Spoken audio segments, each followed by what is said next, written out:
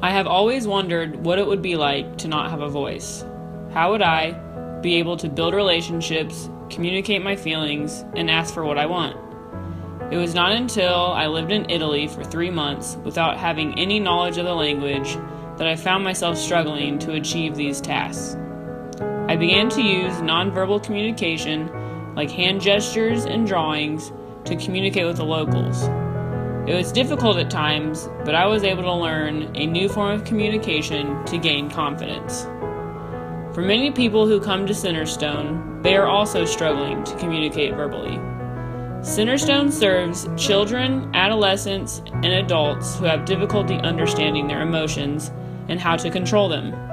Many have suffered from trauma as a child and therefore have relied on remaining silent to survive.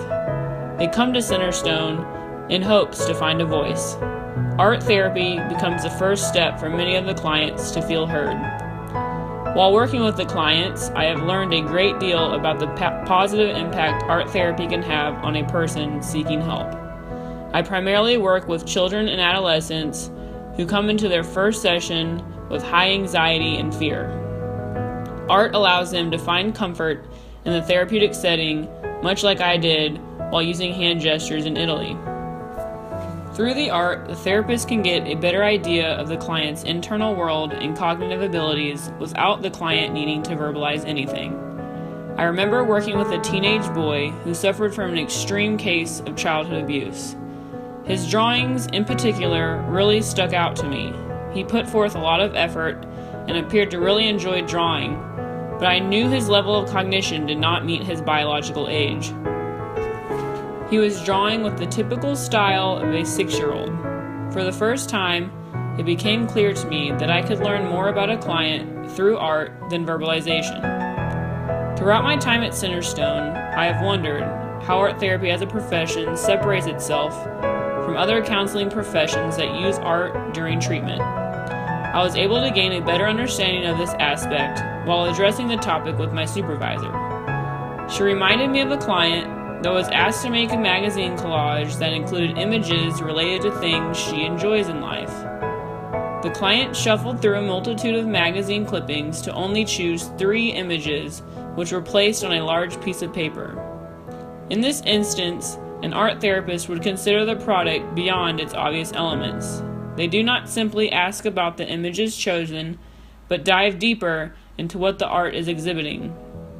They may wonder if the emptiness in the art piece reflects how the client feels at home, at school, or in the world. Does she feel alone, uncertain of what is enjoyable in life, or is she just timid about being in therapy? Art therapists are able to make these connections without needing verbalizations. It is important for them to be able to make deeper connections with their art to gain more insight into their behaviors and emotions. As they worked with the art, it became clear that they started to feel more comfortable using it as a form of communication. It was a similar experience for me while I was in Italy, trying to become familiar with using nonverbal communication with the locals. During the same task, I realized that material choice plays a huge role in determining a client's abilities to communicate properly.